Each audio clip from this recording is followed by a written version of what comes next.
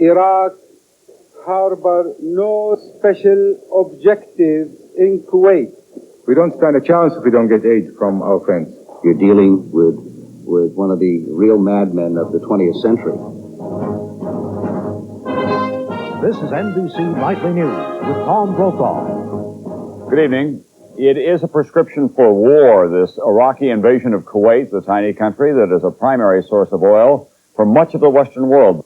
The invasion by 100,000 Iraqi troops backed by air cover and tanks was brutally efficient. Iraq wants control of Kuwait's territory, its oil, and the money that comes with it.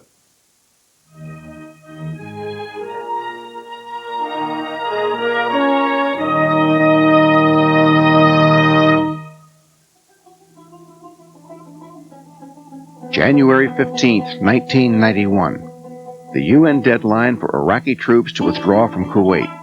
K-Day to 460,000 troops of the combined United States forces and its coalition partners in the Persian Gulf. These forces stand ready to launch the largest, most comprehensive airstrike in the history of warfare. The target? Iraq. More than 1,000 of the most advanced warplanes in the world are poised on the runways of Saudi Arabia, Egypt, Turkey, and Cyprus, loaded with missiles and bombs. Seconds after they receive orders to attack, sorties will soar off to strike airfields, missile sites, command and control centers, nuclear and biological weapons facilities, and troop concentrations, virtually everything of military value in Iraq. They will do so with a devastating precision that, until now, has never before been tested in battle.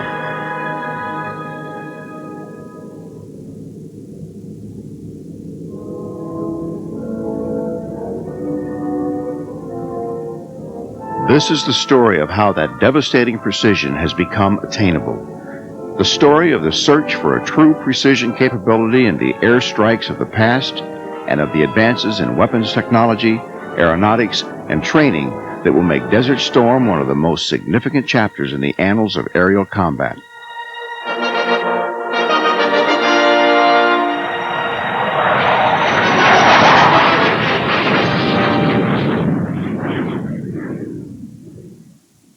At my direction, elements of the 82nd Airborne Division, as well as key units of the United States Air Force, are arriving today to take up defensive positions in Saudi Arabia.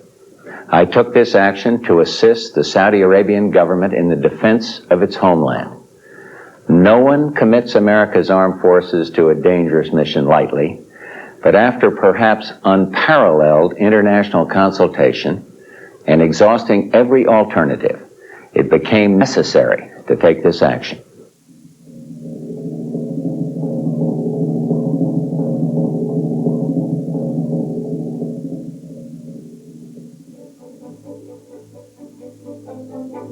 World War I. Equipment was primitive, planning rudimentary. The planes were little more than motorized kites held together with glue and baling wire. The weaponry, the means of delivering it, and the strategy for its deployment was all in its infancy.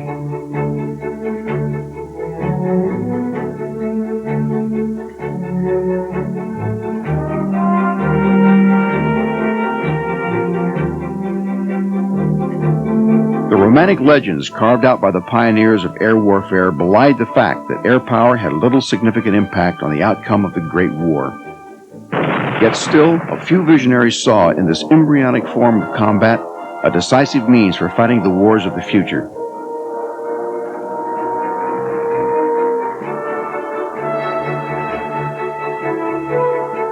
One such visionary was Billy Mitchell, the commander of U.S. Air Forces in Europe in World War I.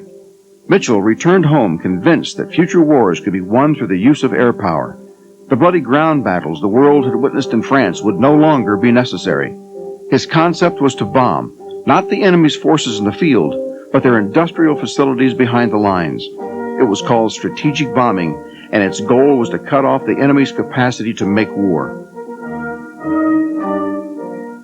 In a first attempt to demonstrate the power of aerial bombardment, Mitchell set out to destroy a group of obsolete battleships positioned off the coast of Virginia. On July 13, 1921, Mitchell took off to prove his point. The host of military brass in attendance eyed the experiment skeptically. At the time, the heavily armored battleship was the most powerful weapon in the world. Wood and cloth airplanes were not even considered a threat. To accomplish his objective, Mitchell would require a precision and destructive force hitherto unknown in the brief history of air warfare.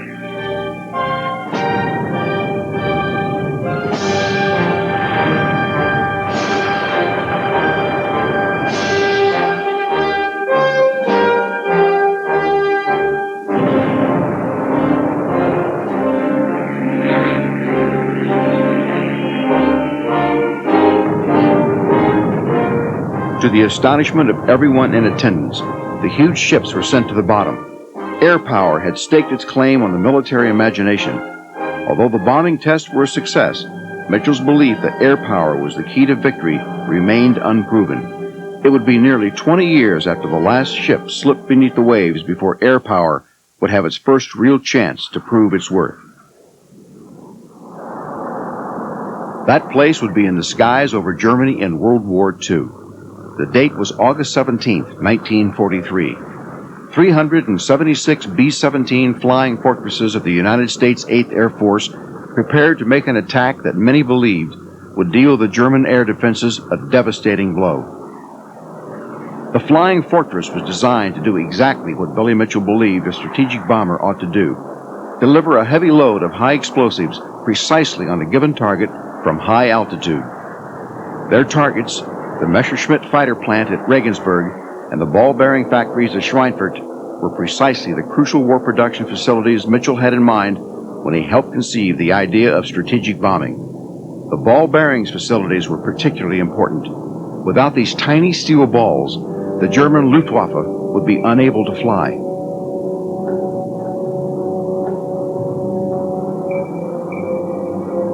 The B-17s bristled with defensive armament. Their crews were well trained and highly motivated. Their equipment and tactics were the most advanced in the world.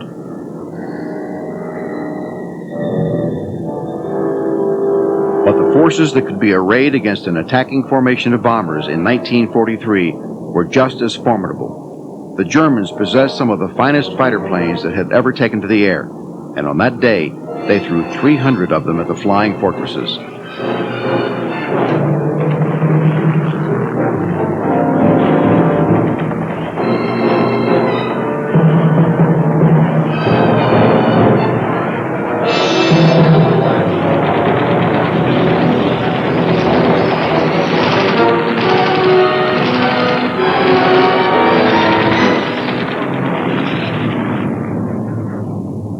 The attacks were savage, and the U.S. losses were heavy, but the ordeal wasn't over. When the bombers finally reached the target, hundreds of heavy anti-aircraft guns opened up on them.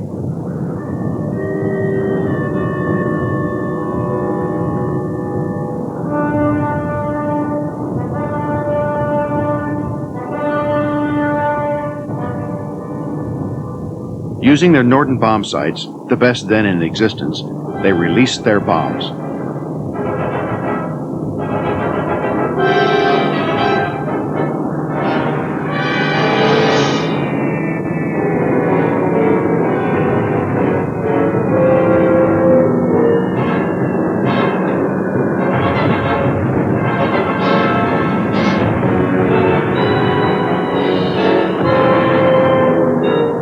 Their accuracy was good, but not good enough. Though damaged, the factories at Regensburg and Schweinfurt stayed in operation, and so did the German Luftwaffe. This was the first demonstration that precision bombing alone would not win a war.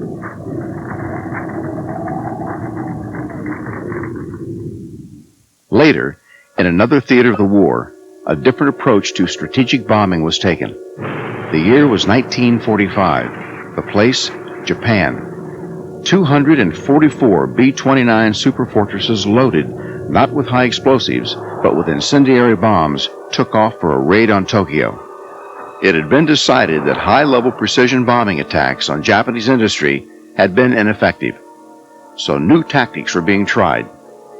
To avoid Japanese defenses, the planes would bomb at night. To concentrate their bombs, they would fly at low altitude. With equipment of the day, accurate bombing under such conditions was impossible. Instead, the object was to set the largely wooden Japanese cities aflame, destroying industry and its civilian workforce in one great inferno. On March 9th, 1945, the worst fire in the history of the world consumes Tokyo. In one night, an area the size of Manhattan is burned to the ground. In one night, 1 million people are burned out of their homes. In one night, more people are killed than the atomic bomb will kill at Hiroshima. The raid was brutally effective, but the toll in human lives was horrific. Bombing could have an effect on the outcome of a war, but at what cost?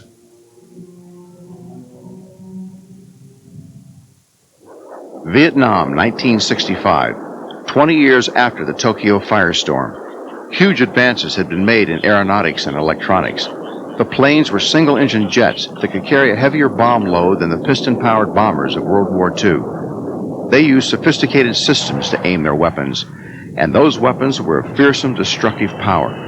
The campaign was called Rolling Thunder, and its goal was to destroy selected military and industrial targets in North Vietnam.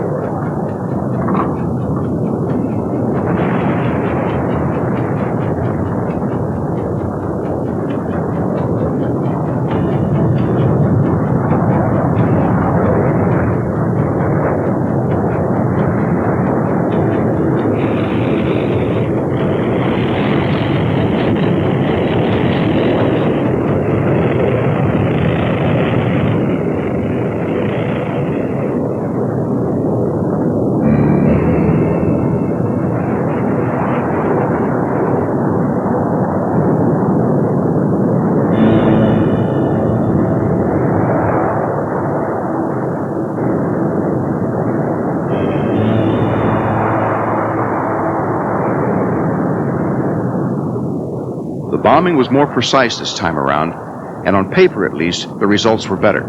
But the effect the bombing had on the North's ability to wage war was still inconclusive. The search for truly decisive results from airstrikes had once again proven elusive.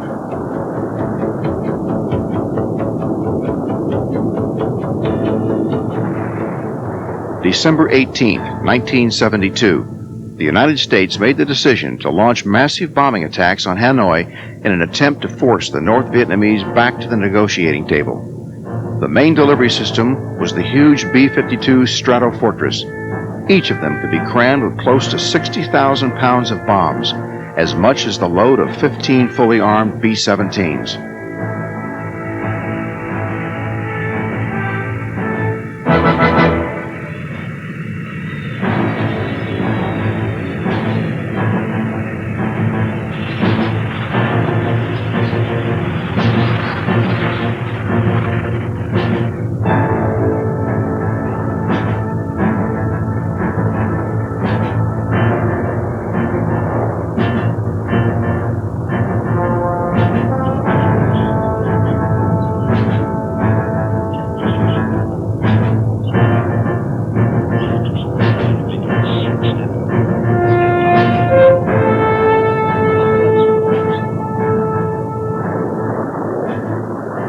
Planes flew in groups of 3 at extremely high altitude. Their main adversaries were modern Russian-made anti-aircraft missiles.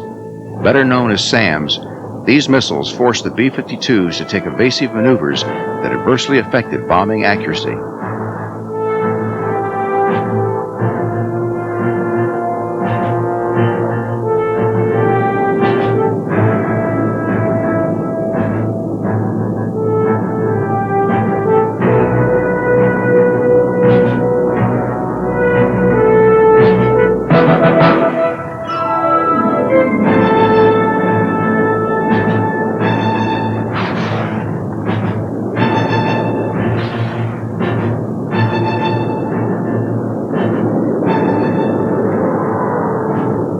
Linebacker 2 raids helped drive the government of North Vietnam back to the negotiating table. They did not force them to surrender.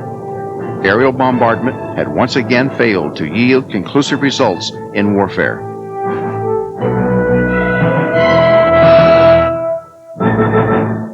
The United Nations Security Council has endorsed 12 resolutions to condemn Iraq's unprovoked invasion and occupation of Kuwait, implement tough economic sanctions to stop all trade in and out of Iraq, and authorize the use of force to compel Saddam to comply.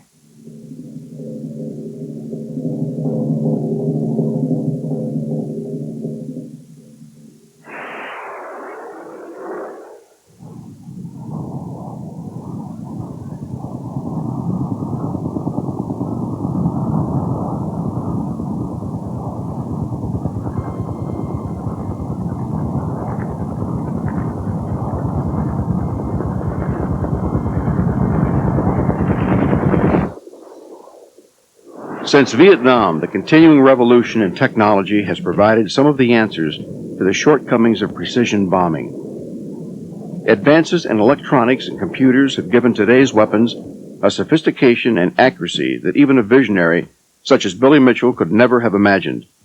The computer revolution in particular has made it possible to develop a whole new generation of smart weapons with tiny electronic brains that zero in on a target with deadly precision. So impressive is their capability that some have said these smart weapons represent the triumph of silicon over steel.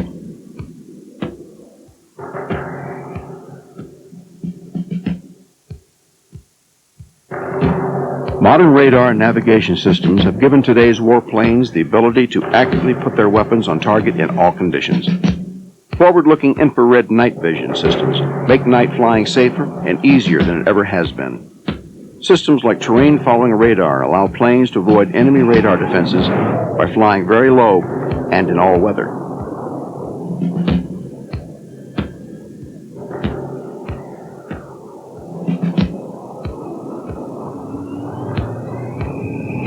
All these advances are incorporated in the weapons possessed by our armed forces in the Persian Gulf. Each has an impressive ability to deliver a devastating blow to a wide variety of targets.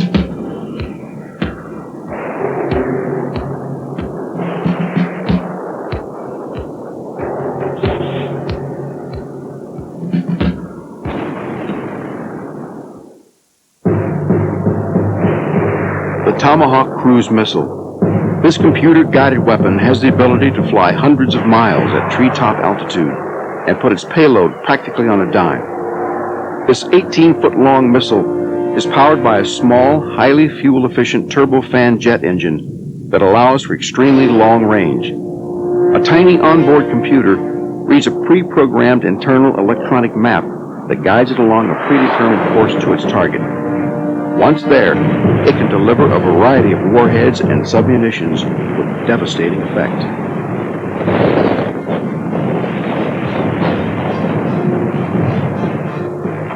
This highly versatile weapon can be launched from a number of platforms, including submarines. Its small size and low-flying flight path allow it to avoid enemy radar defenses, making it perfect for attacking heavily defended targets like airfields and command posts.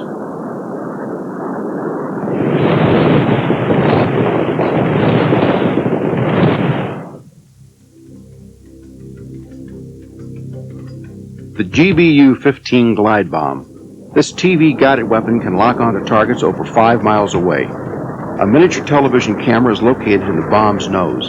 The operator in the plane acquires the target visually, then locks the weapon onto the aim point. From then on, the bomb automatically keeps the crosshairs glued on target. This version of the GBU-15 has a different wing configuration, allowing the unpowered weapon longer glide distances.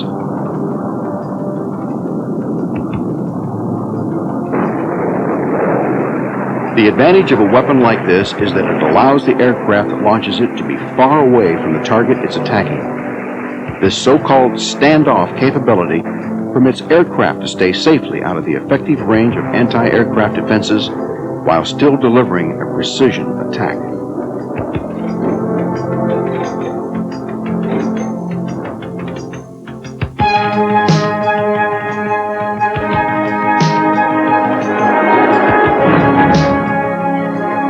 The GBU-15 is ideally suited for attacking fixed targets like bridges, tunnels, control centers, and surface-to-air missile sites. Exactly the kind of targets that would be necessary to destroy in the early stages of an air campaign. The AGM-65 Maverick air-to-surface missile is a precision-guided tactical weapon for use against targets such as tanks, armored vehicles, and aircraft shelters. Some versions of the weapon are guided by an imaging infrared system. This allows for guidance at night and under low visibility conditions. The infrared seeker senses the heat given off by a target and turns it into a visual image. The operator then slews the missile onto the target and launches it.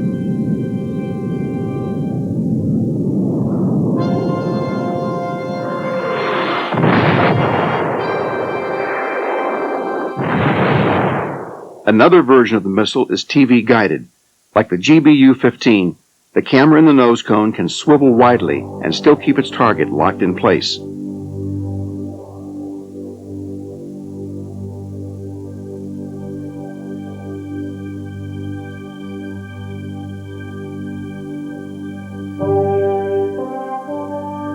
The Maverick would be essential in any ground attack on armored forces.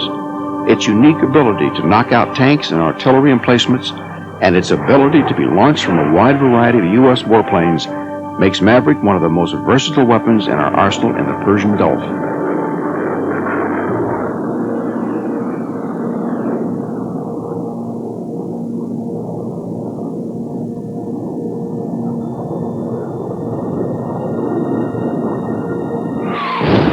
Another weapon that is essential to any successful airstrike is the anti-radiation missile. This example of the type is the AGM-45 Shrike. This weapon and others like it specialize in the destruction of radar installations. Going in ahead of the first waves of attack planes, aircraft carrying anti-radiation missiles find enemy radar sites by detecting their electronic emissions. Sensors in the missile itself are then switched on, and the missile homes in on those emissions, literally riding the radar beam down to its transmitter.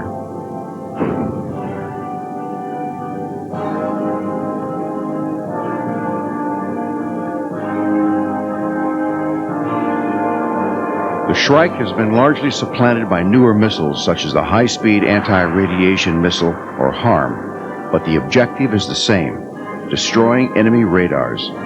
Knocking out these radars is the key to neutralizing any air defense system.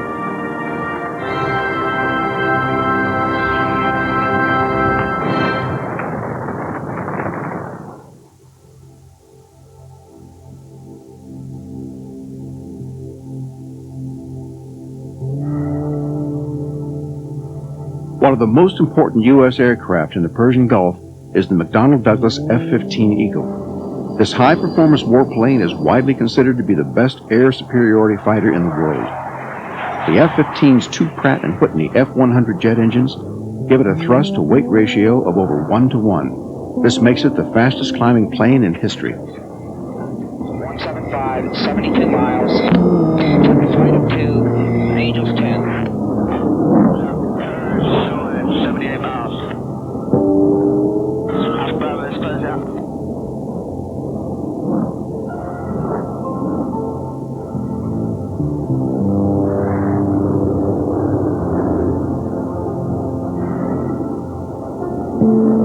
But the most impressive thing about this aircraft is its versatility. Its two-seat version, the F-15E Strike Eagle, is one of the most advanced ground attack planes in existence. This amazing aircraft is able to perform deep interdiction missions in all weather conditions while still retaining its proven air-to-air capabilities. One of the few other airplanes in the world that can penetrate deep into hostile territory at low level is the General Dynamics F-111 fighter bomber.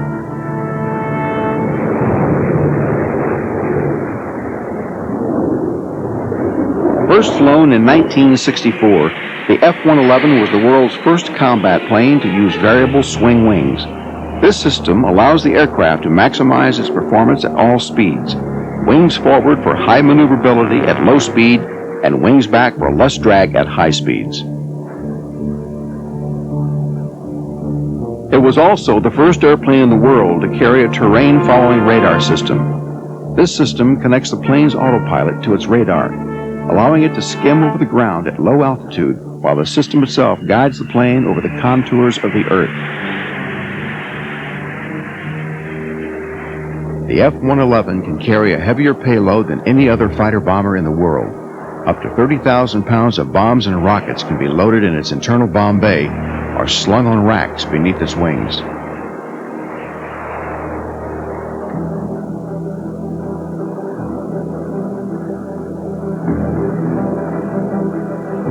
These capabilities make the two-seat F-111 uniquely suited for attacking targets deep within enemy territory.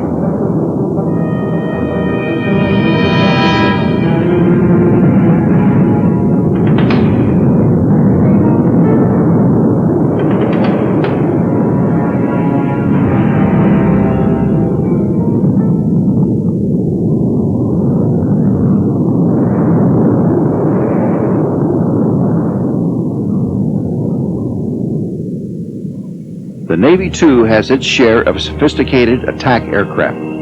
Leading the way is the Grumman A-6 Intruder. This carrier-based, low-level attack bomber is equipped specifically to deliver its 18,000-pound load on targets completely obscured by weather or darkness. Unlike its Air Force counterparts, the A-6 is subsonic, but like the F-15E and the F-111, it too has sophisticated electronics that allow it to fly low and penetrate enemy defenses. Several squadrons of A-6s are currently deployed in the Persian Gulf.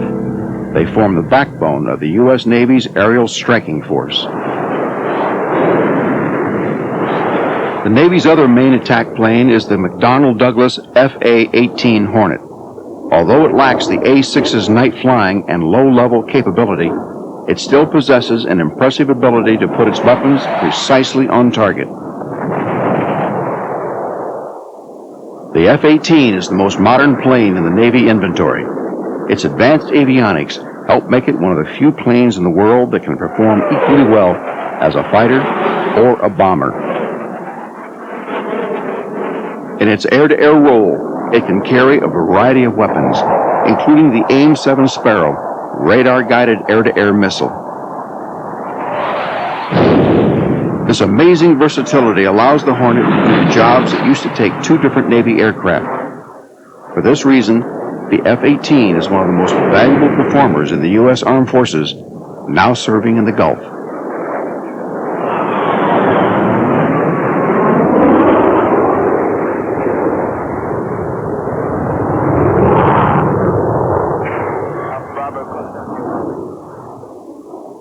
The Air Force equivalent of the F-18 is the dual-purpose General Dynamics F-16 Fighting Falcon. Smaller and lighter than the F-18, the F-16 is one of the most maneuverable jet fighters in the world. Its all-electronic fly-by-wire control system helps give it a responsiveness previously unknown in aviation.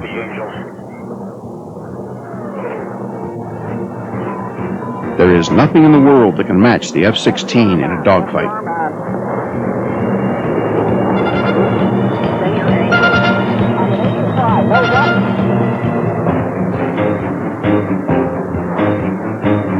In its attack role, the F-16 lacks the electronic sophistication of the F-15E and the F-111, but its Westinghouse computerized pulse Doppler radar allows it to track and bomb moving targets on the ground.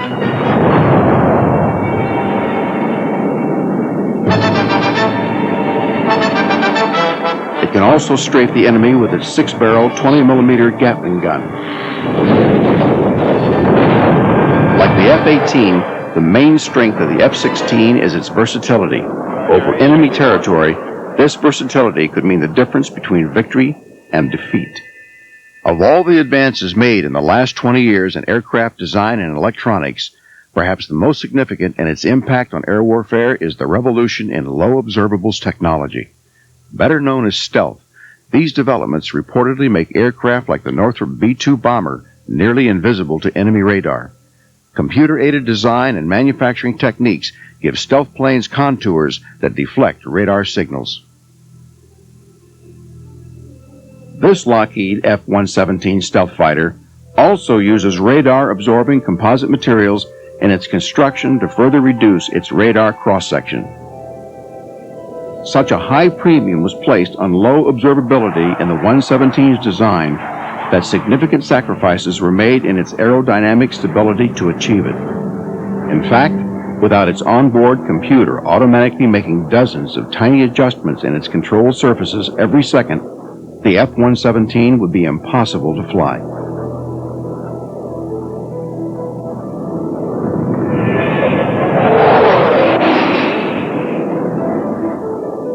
Its forward-looking infrared night vision system gives the 117 the ability to fly at night without emitting electronic signals which might alert enemy sensors to its presence. This gives the stealth fighter an unprecedented ability to penetrate enemy defenses, making it a perfect choice for missions like attacking anti-aircraft missile sites or heavily defended command centers.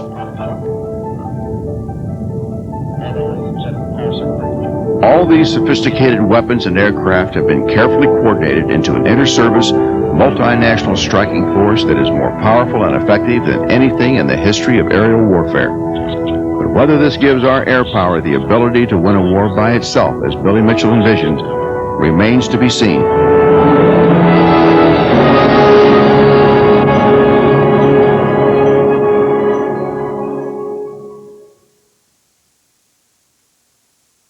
Regrettably, ladies and gentlemen, in over 6 hours, I heard nothing that suggested to me any Iraqi flexibility whatsoever on complying with the United Nations Security Council resolutions.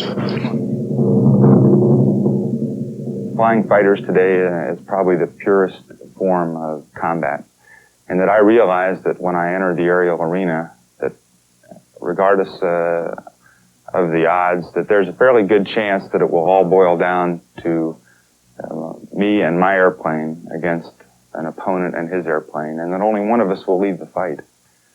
The opportunities for both of us to get away will probably be remote.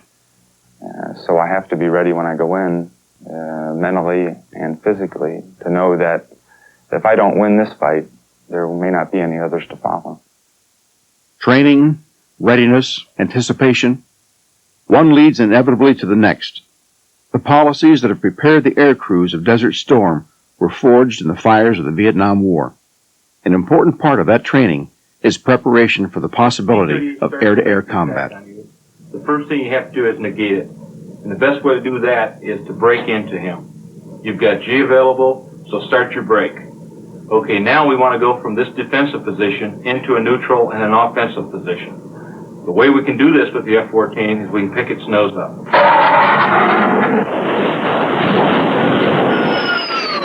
Get yourself going right up into the vertical, making sure you get your afterburners lit, and start going up. Lyle's going to coach you into where I am. Once you're up in the air, start to do your display. Before a pilot enters the combat arena, he must first master his machine. The duty of a pilot is to control his aircraft precisely and by instinct, just as you and I might ride a bicycle. Quick roller coaster-like maneuvers in modern jets can multiply stomach-wrenching G-forces to the point where a pilot may pass out or become disoriented. The trainee must be able to drive his craft to the limits of performance, yet hold back before crossing the point of no return. Training flights are designed to take each student carefully through exercises of increasing difficulty until he is certain of his strengths and limitations and of the capabilities of his aircraft. I'll have to bring my nose down. So if you're coming over the top, you'll have a good position to start making the kill.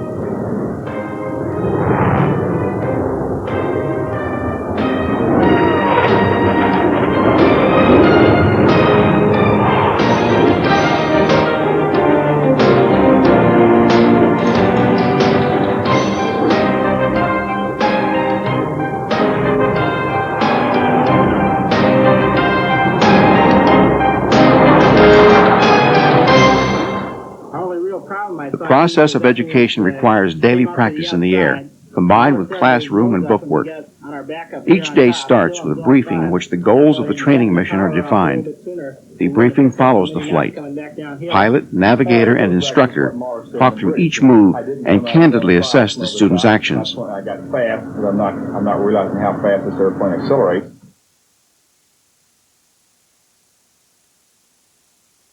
Controlling his aircraft is only the beginning of the story. preparation for combat continues at home base assignments around the world. Air crews deployed to Saudi Arabia came from a variety of bases, like this one in Bitburg, Germany. After a pilot is proficient in the skills of navigation and maneuvering, the rules of engagement, and the specific weapons available for his aircraft, he continues his training by flying one-on-one missions against other pilots of his squadron. Here, skill is combined with invention and endurance in one of the most demanding situations a pilot can face, the dogfight.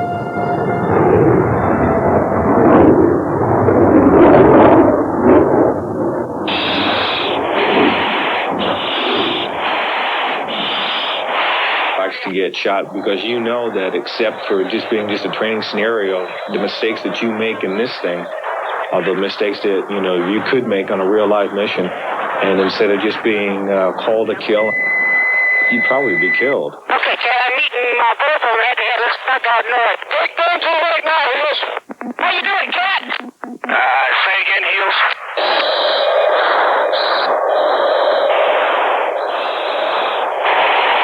Most of the pilots here, having been through Vietnam, they know what it means to go to combat in the air, what it means to lose friends, what it means to have to go visit a friend's wife and say, he was really great, but he's not coming home. So I hate war. I've been there. I don't want to go back, but somebody has to do it. And I'm ready. You know, my dad told me something once that was, and I still remember it quite vividly, is I fought in a war so that you wouldn't have to. We keep doing it because we keep hoping someplace down the road somebody will not have to do it. It hasn't worked yet. We've always been involved in some skirmish or someplace, so to say that there won't be a war or there will be a war, I think is kind of up in the air. We don't really know. But I will say this. If it happens, and we have to fight in it, I'll be there. Okay, Claw, I've got a single target, 20 right, 15,000 feet. We are ready to play. Okay, Claw, I'm going to put him on the side of my scope to avoid the Fox 1 going left. Eyes open, he should be right behind us. Okay, here's one girl, right below us now. Tally who we want. Okay, we've got a short, tally 1, Fox 1.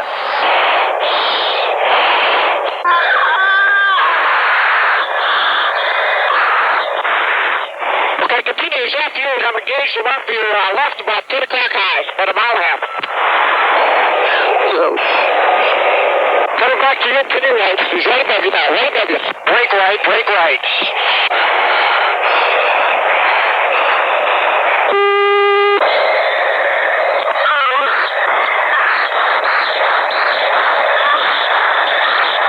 He's on me. Continue. Okay, come down hard now. Break down. Get back on the way now. Runs nose to 41.0. Drake. Tracking.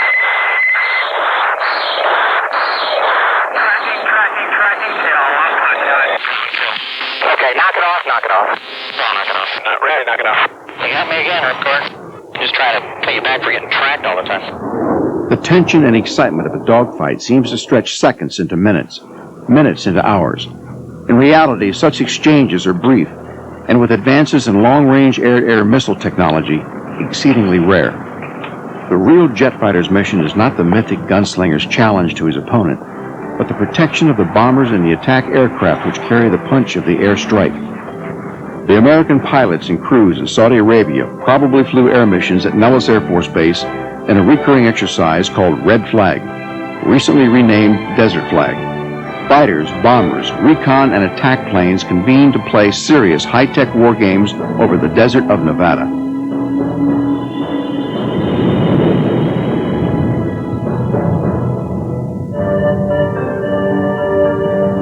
Red Flag grew out of the Air Force's experience in Vietnam. The idea was to recreate realistic sorties that would involve a variety of dissimilar aircraft in carefully coordinated missions that would match the complexity and natural chaos of combat. Simulated enemy aircraft, small tactical bombers, forward control, and slow-moving tank killers may work the same mission. Long-range, low-flying fighter bombers and other strategic and reconnaissance craft are a part of it as well. And, of course, the fighters are there to fly top cover for the airstrike.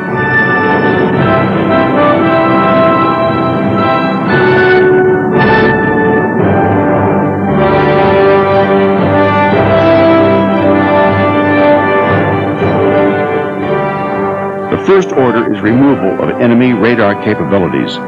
These are simulated by a network of transmitters that emulate known patterns of Soviet-manufactured ranging and detection equipment.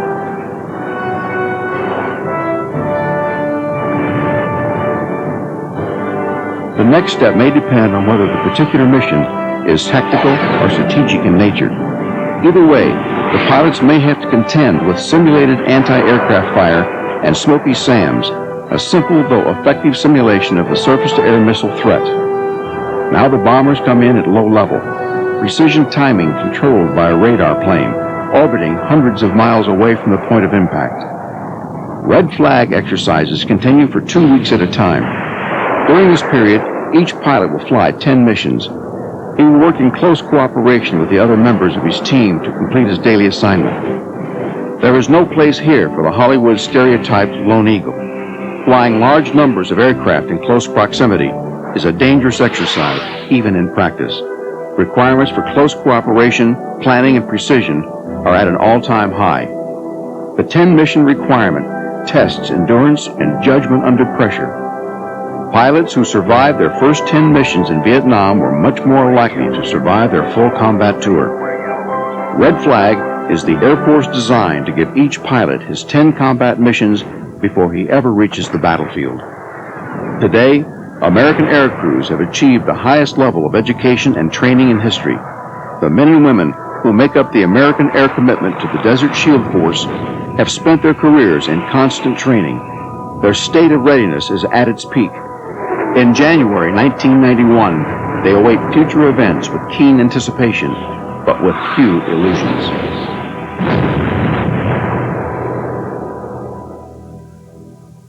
I believe anybody that's been in combat will be only more than happy to tell you that he probably does not want to go through the experience again because it's a very painful experience. The fear you learn to live with, but you never learn to live with losing close friends, and by the nature of the beast, that occurs quite frequently. So I can say that I do not actively hope that we have another conflict, but nevertheless, my job is to prepare for one. And if I look at the current world situation and assess that there will be no conflicts in the future, then really there's not much meaning to my job. So I have to be ready to go fight. And if I'm called upon, of course, I'll be the first one to volunteer to go, because that's essentially what my mission is. But to desire it, I think, is something that's far different. And I don't believe that people that have been there before are very eager to face that type of situation again.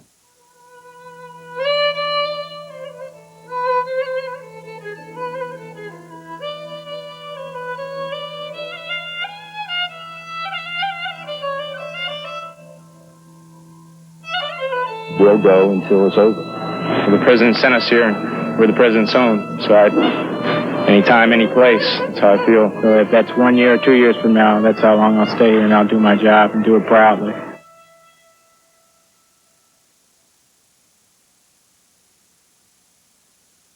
Just 2 hours ago, Allied air forces began an attack on military targets in Iraq and Kuwait. These attacks continue as I speak.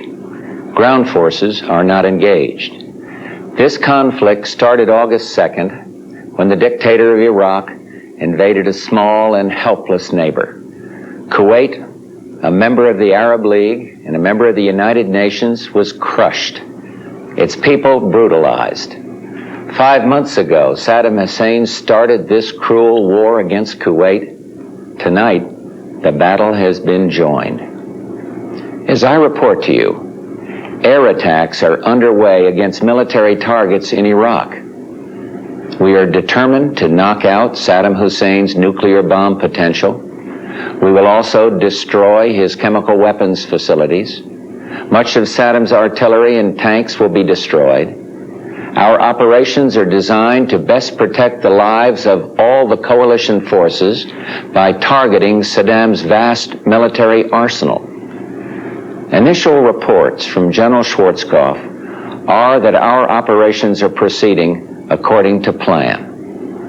Our objectives are clear. Saddam Hussein's forces will leave Kuwait.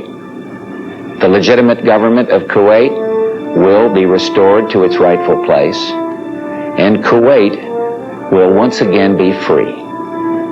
Iraq will eventually comply with all relevant United Nations resolutions, and then, when peace is restored, it is our hope that Iraq will live as a peaceful and cooperative member of the family of nations, thus enhancing the security and stability of the Gulf.